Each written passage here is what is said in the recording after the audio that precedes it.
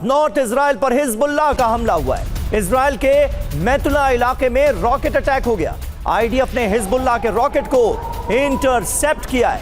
ये तस्वीरें आप देखिए, ये इसराइल का इलाका है, मैतुला का इलाका, जहां पर हिजबुल्लाह की तरफ से रॉकेट अटैक हुआ है। इसराइल और लेबनान के बीच लगातार संघर्ष जारी है।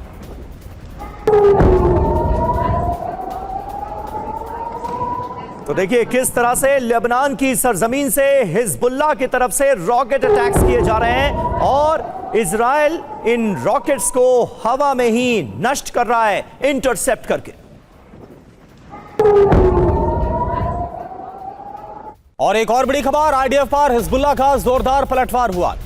तलत अल शफीक के पास यह हमला हुआ है। इजरायली ग्राउंड फोर्स को निशाना बनाया गया। ये देखिए आप तस्वीरें आपको हम दिखा रहे हैं। तलत अल शफीक के पास इजरायली जो ग्राउंड फोर्स इस वक्त लगातार ग्राउंड ऑपरेशन चला रही है, उस पर यह हमला किया गया। धमाके की आवाज आप सुनिए। तो ये तस्वीरें इस वक्त आपको हम दिखा रहे हैं। आईडीएफ पर हिजबुल्लाह की तरफ से हमला किया गया। आपको बता दें कि जो दक्षिणी लेबनान का इलाका है, यहां पर इजराइल डिफेंस फोर्स की तरफ से ग्राउंड ऑपरेशन चलाया जा रहा है और उसी आईडीएफ फोर्स पर हिजबुल्लाह की तरफ से हमला किया गया। अल शफीक के पास इस हमले को अंजाम दिया गया। जो इजराइल की ग्राउंड फोर्स है उसको निशाना बनाया गया। दो तस्वीरें इस वक्त आप देख पा रहे हैं और नॉर्थ इजराइल पर हिजबुल्लाह का जो हमला हुआ वो आप देखिए।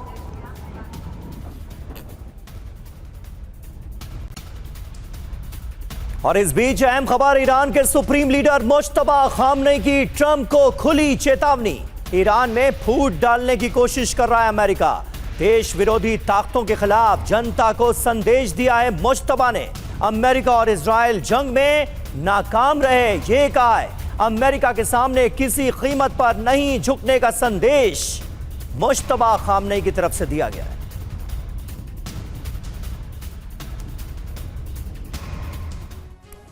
तो देखिए, एक तरफ डोनाल्ड ट्रंप ये बताने की कोशिश कर रहे हैं कि वो जल्द से जल्द युद्ध का अंत चाहते हैं और चाहते हैं कि पूर्ण संघर्ष विराम हो, लेकिन इसके लिए कुछ शर्तें भी थोपी गई और उन शर्तों को ईरान किसी भी हाल में मानने के लिए तैयार नहीं है, क्योंकि उन शर्तों को मानना ऐसा ही होगा जैसे अमेरिका के सामने ईरान सरेंडर कर दे। ईरान किसी भी हाल में सरेंडर करेगा नहीं। ये मुश्तबा खामनेई के रुख ने एक बार फिर बिल्कुल साफ कर दिया है। ट्रंप के खिलाफ मुश्तबा का दरअसल ये युद्ध घोष है। मुश्तबा ने जो बड़ी बातें कही हैं वो देखिए क्या है। ईरान में अमेरिका फूट डालने की कोशिश कर रहा है। जंग में अमेरिका और इजराइल पूरी तरह से नाकाम रहे। जंग हारने के बाद ईरान के अंदर फूट डालने की कोशिश की जा रही है। जंग हो या शांति, ईरान की जनता एकजुट रहे। यहां पर वो अपनी आवाम को डायरेक्ट संबोधित करते हुए नजर आते हैं। जीत का दावा उन्होंने किया है। अमेरिका के खिलाफ ईरान को जीत मिली, ये कहा। बदला और मुआवजा, हमले के लिए जिम्मेदारों को सजा दी जाएगी। हमला हुआ तो करारा जवाब देंगे। जरा बयान को डिकोड करते हैं। देश विरोधी ताकतों के खिलाफ जनता को संदेश दे रहे हैं मुश्तबा। ईरानी जनता को एकजुट रहने की नसीहत उनकी तरफ से दी गई। अमेरिका के सामने किसी कीमत पर नहीं झुकने का संदेश दिया गया है। बाहरी शक्ति को ईरान की आम जनता भी जवाब देगी, ये बताने की कोशिश की गई है। कर्नल शैलेंद्र सिंह हमारे साथ मौजूद हैं। सिंह साहब, किस तरह से आप देखते हैं मुश्तबा खामनेई के बयान को? क्योंकि इस जंग की बुनियाद तो यही थी कि अमेरिका चाहता था कि ईरान में रिजीम चेंज हो जाए, जो कि ना हुआ, ना आगे होता हुआ नजर आ रहा है। आगे कोई इसकी संभावना नजर आती है और ऐसे में ईरान की आवाम, जिस पर एक समय डोनाल्ड ट्रंप बड़ा भरोसा कर रहे थे, उसे डायरेक्ट एड्रेस करते हुए यहां मुश्तबा नजर आ रहे हैं और कह रहे हैं कि आपको एकजुट रहना होगा। और जय हिंद, नमस्कार। अगर सीधी सीधी बात करें तो मुस्तफा जिस तरीके का स्टैंड ले रहे हैं जी, वो सीधा दिखाता है कि आवाम उनके साथ खड़ी है। क्योंकि ये लड़ाई अब सिर्फ खमेनी रिजाइम की नहीं रह गई है, अब ये ईरान के आवाम की लड़ाई है। और वहाँ पर हम पाते हैं कि आवाम जो है वो बड़ी मजबूती के साथ सो कॉल्ड, यूएस के हिसाब से सो कॉल्ड एक कमज़ोर ईरान के साथ खड़ी है। और सबसे बड़ी अगर स्ट्रेंथ देखी जाए तो ईरान की वो आवाम है, वो IRGC है, वो मिसाइल है, वो ड्रोन है जो कि एक्चुअली अदरवाइज यूएस के हिसाब से तो सारा का सारा टूट गया है। क्योंकि देखिए इसमें अगर सबसे बड़ी बात आती है तो जीत और हार, मुझे लगता है, या आप भी अगर आकलन करें, मुझे लगता है कि अमेरिका जीत कर भी जीत नहीं पा रहा। और सबसे बड़ी बात यह है कि ईरान को हारता हुआ देखने के बावजूद वो मजबूती से खड़ा है, वो हारने को तैयार नहीं है। आई थिंक यहां पर जाकर जो सीज फायर है, सीज फायर की एक नई डेफिनेशन बनती चली जा रही है। What is cease fire? कि आप छोटे मोटे अटैक करते रहिए, आपकी टॉलरेंस टेस्ट करी जाएगी, कहां तक और कब तक? क्योंकि यही एक बम अगर बड़ा हो जाएगा तो क्या आप कहेंगे कि सीज फायर खत्म हो गया? अगर आप लेबनान के फ्रंट पर देख लें तो इजराइल के साथ तो परसों भी सीज फायर हुआ था, रिन्यूअल ऑफ सीज फायर। अब आप आज कल रात से देख रहे हैं कि वो सीज फायर टूटता चला जा रहा है। हर सीज फायर बनकर टूट रहा है। मुझे नहीं लगता कि दुनिया को सीज फायर की डेफिनेशन सीधे सीधे पढ़नी चाहिए। अब मनमानी होने लगी है, अपने तरीके से हर आदमी, हर कंट्री अपनी ताकत को सीज फायर के तौर पर इस्तेमाल कर रहा है।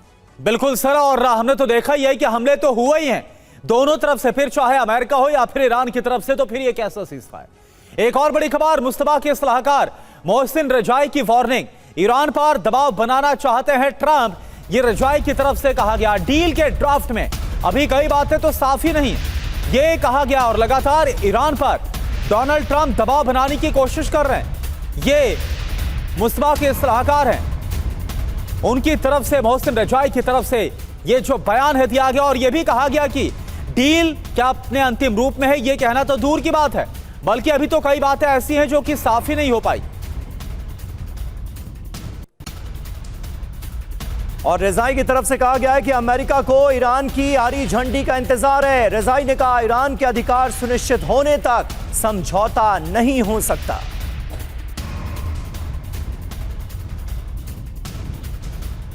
तो देखिए, साफ तौर पर यह कहा गया है कि ईरान अपनी शर्तों से समझौता करने के लिए तैयार नहीं है। कुल मिलाकर ईरान का यही रुख नजर आ रहा है। मोहसिन रजाई बड़ा बयान दे रहे हैं, कह रहे हैं अमेरिका को ईरान की हरी झंडी का खुद इंतजार है। ईरान के अधिकार सुनिश्चित होने तक यह समझौता मुमकिन नहीं है। तो ये दो बड़ी खबरें आपके सामने हैं। मोहसिन रजाई ने बड़े बयान दिए हैं। डील के ड्राफ्ट में अभी भी कई बातें साफ नहीं है, इसका जिक्र किया गया है मुश्तबा खामनेई के सलाहकार की तरफ से। तो ईरान यूएस डील पर क्या एक बार फिर से पेच फंस गया है? आखिर जो मोहसिन रजाई बोल रहे हैं, उनकी तरफ से क्या कहा गया और उसका क्या मतलब निकाला जाए? तो तैयार हो रहे एमओयू में अभी कई ऐसे मुद्दे हैं जो कि साफ ही नहीं है अमेरिका और ईरान के बीच। कुछ शर्तों को और स्पष्ट किए जाने की जरूरत है। ट्रंप ईरान पर अपनी शर्तें मानने का दबाव लगातार डाल रहे हैं। जी हां, ईरान की मांगों को जानबूझकर उलझा कर रखा गया है। अमेरिका ईरान की ग्रीन लाइट का इंतजार कर रहा है, ग्रीन सिग्नल का इंतजार हो रहा है। तब तक मंजूरी नहीं जब तक सभी अधिकार सुरक्षित नहीं। अधिकारों की पूरी गारंटी के बाद ही आगे बढ़ा जाएगा, ये ईरान ने बिल्कुल क्लियर कर दिया है। और देखिए, मनीष भी इस वक्त हमारे साथ बने हुए। मनीष, एक बात बताइए, डोनाल्ड ट्रंप तो बीते कई हफ्ते से बोल रहे हैं कि अब तो बस डील होने वाली है और अब बस साइन होना बाकी है, अंतिम मोहर लगनी बाकी है, लेकिन मोहसिन रजाई तो कुछ और ही बोल रहे हैं। वो तो ये बोल रहे हैं कि इस पूरे ड्राफ्ट में, इस पूरी डील को लेकर तो कई ऐसी बातें जो अब तक साफ ही नहीं है, और अमेरिका दबाव बनाने की कोशिश करे अपनी मर्जी से, वो इस डील को साइन करवाना चाहता है और ये होने वाला नहीं अब।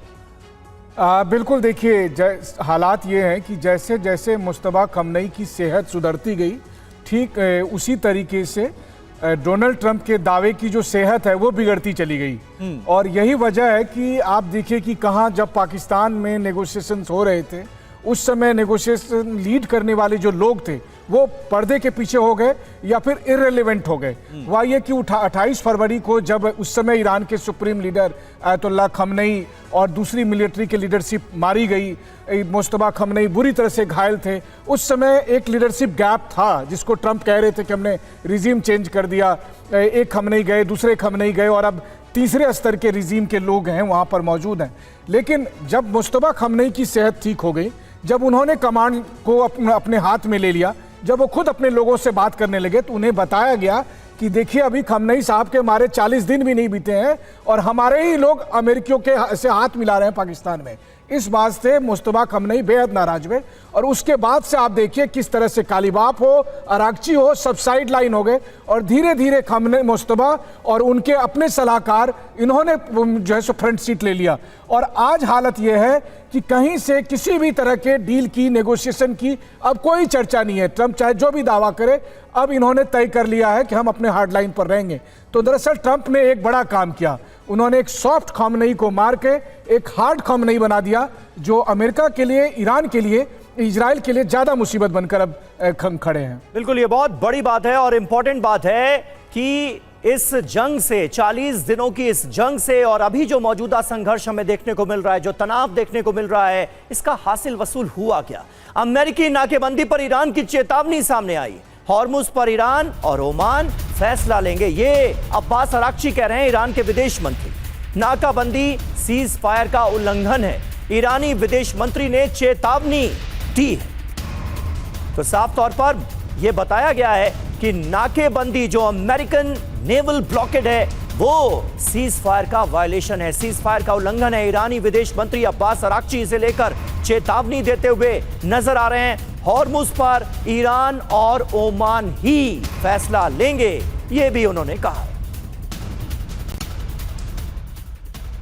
और चलिए अगली बड़ी खबर का रुख करते हैं, आखिर चल क्या रहा है, क्योंकि धमकियां दोनों तरफ से इस वक्त दी जा रही है। और देखिए, अमेरिकी नाकाबंदी के बीच हॉर्मुज से बड़ी खबर है, हॉर्मुज स्ट्रेट से गुजरे हैं 4 ईरानी टैंकर्स। अप्रैल के बाद पहली बार ऐसा हुआ है कि ईरानी टैंकर गुजरे हैं, तो क्या हालात कुछ नरम हुए हैं आखिरकार जो ईरानी टैंकर्स, क्योंकि इससे पहले हमने देखा कि अगर कोई भी ईरानी टैंकर यहां से गुजरने की कोशिश करता था तो ईरानी टैंकर्स पर अमेरिकी जो शिप्स वहां पर तैनात थे, जो ब्लॉकेट है, वो हमला करता था।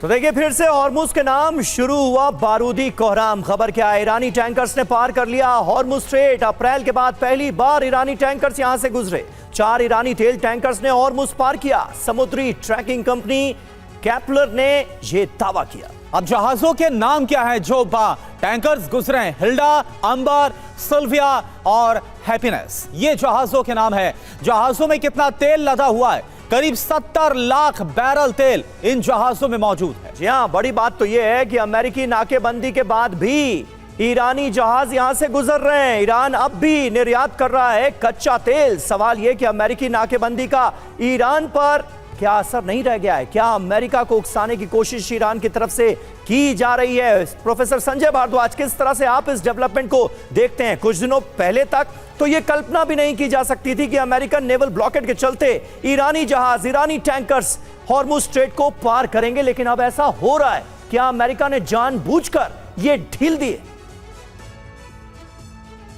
जिस तरीके से जो पोस्चरिंग है और जिस तरीके से एक्शंस ईरान का आ रहा है, तो ये बात मान के चलिए कि अभी ईरान डिफेंसिव नहीं होके ऑफेंसिव है अपने पोस्चरिंग में और अपने एक्शन में। क्योंकि मुर्तजा ये 2 बातें साफ साफ समझ गए हैं। पहली बात कि अमेरिका 3 जगह से घिर चुका है। पहली बात, वो अपने खुद के देश में जिस तरीके से उनका कांग्रेसनल डिफीट हुआ, पहला गिरा। दूसरा ये बात समझ रहा है कि ईरान अब किसी तरीके से अमेरिका के नेगोशिएशंस में नहीं आना चाह रहा। ईरान ये कह रहा है कि आप हमारे यहाँ से सीज फायर और अपने आप को विड्रॉ करने की मत सोचिए, पूरे मिडिल ईस्ट से आप अपने आप को विड्रॉ कीजिए। यानी कि ईरान पूरा प्लान बनाया हुआ है कि अमेरिका को मिडिल ईस्ट से खदेड़ देना। और तीसरा, जो अमेरिका ये भी फंस गया है कि जिस तरीके से लेबनान में कॉन्फ्लिक्ट चल रहा है, सीज फायर के लिए बिल्कुल मना कर दिया गया इजराइल में, तो तीनों तरफ से मुर्तजा समझ रहा है कि अमेरिका तीनों फ्रंट पे घिर चुका है, पहली बात। दूसरी बात, मुर्तजा ये भी अपना स्ट्रेटजी अपना रहा है, क्योंकि उनका एक वीक पॉइंट जो उनको शुरू में दिखाई दिया और जिस तरीके से अमेरिका उकसा रहा था वहाँ ईरान की जनता को, तो वो पूरा मुस्तैद कर रहा है ईरान की जनता को कि आप किसी भी प्रोपेगेंडा में मत फंसिए, कोई भी फ्रैक्शंस में मत जाइए, कोई कॉन्फ्लिक्ट नहीं है और ईरान जीत रहा है। यानी कि मोरल भी स्ट्रॉन्ग कर रहा है और एक्शन में, पोस्चरिंग में पूरी तरह से अमेरिका को घेरने का प्रयास कर रहा है। और निश्चित रूप से आप ये बात मान के चलिए कि अगर स्थिति ये रही तो ट्रंप को ईरान की शर्तों पे आना पड़ेगा, ना ही हार्मूज को इवैक्यूएट करा पाएंगे। हार्मूज पे अमेरिका ईरान का एकाधिकार होगा और मुझे नहीं लगता कि जो न्यूक्लियर डील की जो बात कर रहे हैं अमेरिका, उस पर भी कोई डील हो पाएगी और ईरान को वस्तुस्थिति में छोड़ देंगे तो निश्चित रूप से जो बाइपोलर एक गल्फ सिस्टम है जिसमें सऊदी अरबिया और ईरान दिखते हैं, मुझे लगता है कि ईरान का दबदबा बढ़ेगा और बाकी कंट्रीज को इसके साथ चलना पड़ेगा। बिल्कुल संजय भारद्वाज सर, और सवाल यह भी कि क्या जो दबदबा है वो ज्यादा मजबूत हो गया है इस वक्त ईरान का स्टेट ऑफ हॉर्मूज में, और क्या अमेरिका कमजोर पड़ता हुआ नजर आ रहा है तमाम अमेरिकी धमकियों के बावजूद भी।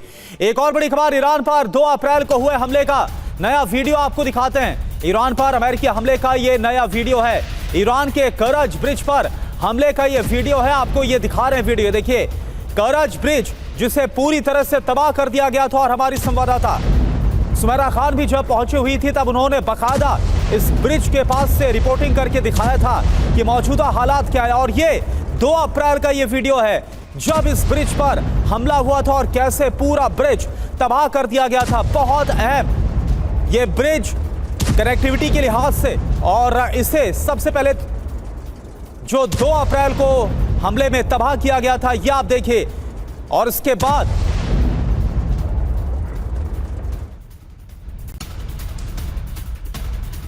और ईरान युद्ध के 96 दिन बाद अब्बास अराक्ची का एक बड़ा बयान आया है। अली खामनेई पर जब हमला हुआ मैं वहां मौजूद था, मुझे अपनी चिंता से ज्यादा सुप्रीम लीडर की चिंता थी। अब्बास अराक्ची उस जगह मौजूद थे जहां पर भीषण हमला हुआ अमेरिका की तरफ से, और जिसमें ईरान के तत्कालीन supreme leader ayatollah Ali Khamenei की जान चली गई। पहली बार अब्बास अराक्ची ने यह कहा है कि वो भी उस वक्त सुप्रीम लीडर के साथ मौजूद थे। तो देखिए जिस वक्त हमला हुआ था आयतुल्ला अली खामनेई, जब वो खुद दफ्तर में मौजूद थे, उस वक्त अब्बास अराक्ची जो ईरान के विदेश मंत्री हैं वो बता रहे थे क्या हुआ था, कैसे वो खुद वहां पर मौजूद थे। और एक तरीके से फिर से हमने देखा कि कैसे ईरान ने खुद को मजबूत किया है, और अब तो हालत यह है कि एक बार फिर से ईरान अमेरिका को ललकारता हुआ नजर आ रहा है। तो 96 दिन बाद हुआ क्या? 96 दिन बाद अब्बास अराक्ची का बहुत बड़ा दावा, शहीद नेता का हौसला ऐसा था कि शेल्टर नहीं गए, वो शहीद नेता अपने कार्यालय में ही मौजूद रहे। अपनी चिंता से ज्यादा अपने नेता की चिंता थी, मैं वहीं पर था और मलबे से बाहर निकल रहा था। शहादत के समय मैं उस कार्यालय में मौजूद था। संदेश क्या है? संकट के समय भी जिम्मेदारी निभाते रहे, व्यक्तिगत सुरक्षा से पहले जो नेतृत्व है उसको ज्यादा महत्व दिया गया। और शैलेंद्र सर, हमने देखा कि आयतुल्ला अली खामनेई के बाद तो ऐसा लग रहा था कि जो ईरान है, IRGC है, वो पूरी तरह से सरेंडर मोड पर आ जाएगी अमेरिका और इजराइल के सामने जो हमले हो रहे थे। लेकिन उसके बाद और ज्यादा मजबूती के साथ जो ईरान है वो अमेरिका और इजराइल के खिलाफ खड़ा हुआ है। क्या ये वही जज्बा है जो अब्बास अराक्ची ने अपने बयान के जरिए जाहिर भी किया है? देखिए, बड़ी अगर सीधी सीधी बात करें तो यस, डेफिनेटली अराक्ची साहब जो कह रहे हैं वो उनकी आवाम अफेक्ट होती है। और सबसे बड़ी बात यह है कि जिस तरीके से ना केवल मजतबा बट इवन अराक्ची और जो लीडर्स बचे हुए हैं वो अपनी आवाम के सामने जिस तरह की बात कर रहे हैं, वो सीधे सीधे दिखाता है कि आवाम अपनी रजाइम के साथ है, आवाम डट के उनके साथ खड़ी है, यूएस के खिलाफ खड़ी है। यूएस चाहे नेवी, एयरफोर्स और आर्मी को कितना भी डिग्रेड कर दे, लेटेस्ट ब्लूमबर्ग रिपोर्ट्स बताती है अभी भी 50 से 70% उनके मिसाइल्स और ड्रोन्स बचे हुए हैं। ये उनकी ताकत है, और ये ताकत IRGC की है। कहने के लिए ट्रंप ने कल क्या कहा, 159 शिप्स जो हैं वो पानी में नीचे पड़े हैं और हमने उनके फोटोग्राफ भी ले लिए हैं। भाई अगर 159 आपने नीचे गिरा दिए तो जो मॉस्किटो फोर्स है उसे कौन देखेगा उसके अंदर? तो लेकिन सर, ये अब्बास अराक्ची के दावे को लेकर बड़ी हैरानी हो रही है। मनीष, आप इसे कैसे देखते हैं? मतलब 96 दिन बाद अब्बास अराक्ची ये कह रहे हैं कि जिस वक्त हमला हुआ, और वो हमला कितना भीषण हमला था, आयतुल्ला अली खामनेई की जान चली गई, उनके साथ लोग जो मौजूद थे उनकी जान चली गई, कुछ लोग जबरदस्त तरीके से घायल हुए जिसमें खुद मुश्तबा खामनेई भी शामिल थे, और अब्बास अराक्ची वहीं पर थे और उनको एक खरोश तक नहीं आई। बिल्कुल, देखिए मुझे तो लगता है कि ये बयान दरअसल उन्होंने मुश्तबा खामनेई और उनकी कोर टीम के लिए दिया है, ना कि दुनिया के किसी और लोगों के लिए या ईरान के लोगों के लिए। अच्छा। वो इसलिए क्योंकि अभी अब्बास अरागची हो, कालीबाफ साहब हो, इनको नए सुप्रीम लीडर के प्रति अपनी वफादारी दिखानी है। इनको ये बताना है कि ये ट्रंप के या अमेरिका के पसंदीदा जबरन बनाए गए थे। आप याद करिए ट्रंप क्या कहते थे कि जो नई लीडरशिप है ये बहुत अच्छे लोग हैं। तो ट्रंप की तारीफ दरअसल इनके लिए मुसीबत बनकर आई है। इनको वहां पर शक की निगाहों से देखा जा रहा है। इनसे ये सवाल उठ रहे हैं कि जब ईरान के सुप्रीम लीडर रहे अयतुल्ला अली खमनई सुपुर्दे खाक भी नहीं हुए, उससे पहले आपने अमेरिकियों के साथ हाथ मिला लिया। खमनई साहब की एक प्रिंसिपल पॉलिसी थी कि किसी भी हालत में अमेरिका के साथ डायरेक्ट 1-to-1 टॉक नहीं करना है। लेकिन इन्होंने पाकिस्तान में क्या किया? पाकिस्तान में आमने सामने बैठकर बात की। और यही वजह है कि जब मुस्तफा खमनई ठीक हुए, जब उन्होंने सारी स्थिति का जायजा लिया, तो उन्हें पता चला कि इस वक्त किस तरह जमीन खिसकती जा रही है।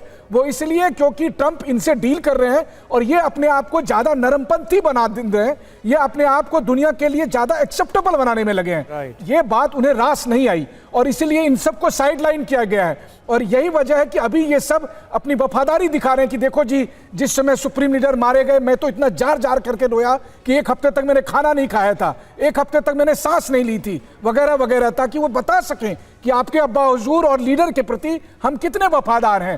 तो ईरान में जो इस वक्त सत्ता संघर्ष चल रहा है, जो इंटरनल कॉन्फ्लिक्ट चल रहा है, जो मुस्तफा खमनई और उनकी टीम के लोग बाकी लोगों के साथ डील कर रहे हैं, उसके बरक्स अगर आप देखें तो चाहे ईरान के संसद की स्पीकर हो या प्रेसिडेंट हो, और ये मुस्तफा खामनेई की तरफ से जो बयान जारी किया गया उसमें भी इस बात का जिक्र है कि इंटरनल कॉन्फ्लिक्ट पैदा करने की कोशिश की जा रही है और ये अमेरिका कर रहा है, वो इन्होंने कहा। लेकिन 96 दिनों बाद ये जो बयान आया है, इसका असल मकसद क्या हो सकता है, ये मनीष ने डिटेल में बताया। करुणा। बिल्कुल। और देखिए इस बीच एक और बड़ी खबर, ईरान पर अमेरिकी सीनेटर का बड़ा बयान। परमाणु हथियार का इस्तेमाल कर सकता है ईरान।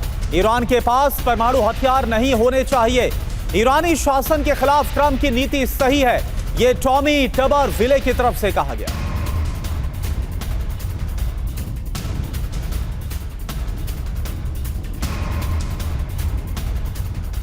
तो एटम बम बनाकर ही रहेगा ईरान। ये देखिए टॉमी टबरविले, उनकी तरफ से क्या कहा गया? परमाणु हथियार का इस्तेमाल कर सकता है ईरान, परमाणु हमले की इजाजत दे सकता है ईरानी शासन। ईरान के पास परमाणु हथियार नहीं होने चाहिए।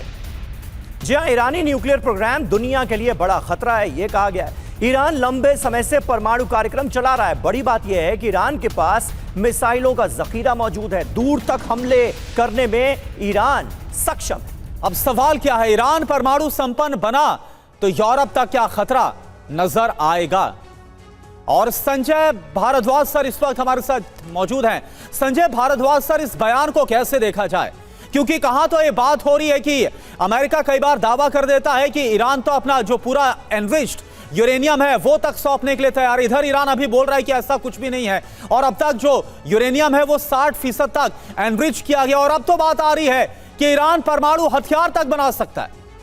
देखिए करुणा, ये बात साफ है कि परमाणु हथियार कोई ड्राइंग रूम में रखने की चीज़ नहीं है। इससे दो ही चीज़ें होगी, या तो एक डिटरेंस क्रिएट होगा या एक तरीके से ऑफेंस क्रिएट होगा। और जिस तरीके से मनीष जी ने कहा कि सॉफ्ट खमनेई चले गए, हार्ड खमनेई आ गए, वो खमनेई जिसने IRGC में ट्रेनिंग लिया है, जो पूरी तरीके से आइडियोलॉजिकली थियोक्रेटिक लीडर है और जिस तरीके से वो अपने आप को असर्ट कर रहे हैं, पूरा जो ईरान को लामबंद कर रहे हैं एक तरीके से, तो आप ये बात मान के चलिए कि ये अमेरिका के लिए और वेस्टर्न वर्ल्ड के लिए एक टफ टाइम सामने आ रहा है। जहां अमेरिका ईरान को घेरने आया था, मुझे लगता है कि अमेरिका खुद घिर गया है ईरान से चारों तरफ से। उनको वो नेगोशिएट करना चाहता है, हम नहीं कह रहे हैं हम नेगोशिएट हम अपने लेवल पे करेंगे, हम मिलेंगे, हम डील को करेंगे। दूसरा, वो सीज़ फायर की बात कर रहे हैं इजराइल के साथ, हिजबुल्लाह का वो उसको सीज़ फायर को नहीं मान रहे। तो ये बात मान के चलिए कि निश्चित रूप से जिस तरीके से जो खमनेई और जिस तरीके से एक स्ट्रॉन्ग लीडरशिप के रूप में उभर रहे हैं, वो अपना थियोक्रेटिक स्टैंड, और आप ये बात मान के चलिए कि ईरान का जो IRGC का जो स्टैंड है, चाहे हॉर्मुज को लेके हो, चाहे न्यूक्लियर इश्यूज, न्यूक्लियर डील को लेके हो, निश्चित रूप से वो कहीं झुकने वाले नहीं है। हो सकता है कि कोई मिड पाथ जहाँ पे रशिया और चीन का इन्वॉल्वमेंट होके एक सेफ जगह रखा जाए। लेकिन ये बात भी मान के चलिए कि ये ईरान बेहतरी जानता है कि जिस तरीके से यूक्रेन ने अपने न्यूक्लियर हथियार रशिया को दे दिए थे, तो आज जिस तरीके से यूक्रेन म्यूजिक झेल रहा है वो हालात अपने लिए ईरान क्रिएट नहीं करेगा। ईरान का जो बिल्कुल सही बात है, बिल्कुल सही बात है। और देखिए सर, इस बीच एक अहम खबर आ रही है, वेस्ट बैंक के कई इलाकों में इजरायली डिफेंस फोर्सेस ने आग लगा दी है। आईडीएफ ने आग लगा दी। अल मुगाहिर और अबू फलाह कस्बों में आग लगा दी गई है। किसानों की फसल को आग के हवाले कर दिया इजरायली डिफेंस फोर्सेस ने। यह दावा फिलिस्तीनी मीडिया में किया जा रहा है। तस्वीरें आप देखिए, अबू फलाह ये कस्बा है, यहां पर आग लगा दी गई है। किसानों की जो फसल थी उसे तबाह कर दिया गया है, आग के हवाले कर दिया गया है। और देखिए एक और बड़ी खबर, लेबनान युद्ध विराम को लेकर। लेबनान युद्ध विराम की घोषणा के बाद पहली बार आईडीएफ ने वार्निंग भी दे दी है। आईडीएफ ने दक्षिणी लेबनान के लोगों को चेतावनी जारी की है। आईडीएफ ने लोगों को पूरा इलाका तुरंत छोड़ने के लिए कहा है। तो ये कैसा सीज फायर है, ये कैसा युद्ध विराम है जब धमकियां भी दी जा रही हैं। और 24 घंटे में ट्रंप को अमेरिकी संसद से लगा है दूसरा झटका। सीनेट ने यूक्रेन सहायता पैकेज को मंजूरी दे दी। 18 रिपब्लिकन सांसदों ने बिल के पक्ष में वोट दिया। 24 घंटे पहले ही ईरान युद्ध में अधिकार सीमित करने का प्रस्ताव भी पास हुआ था। तो ट्रंप को लग रहे हैं झटके पर झटके।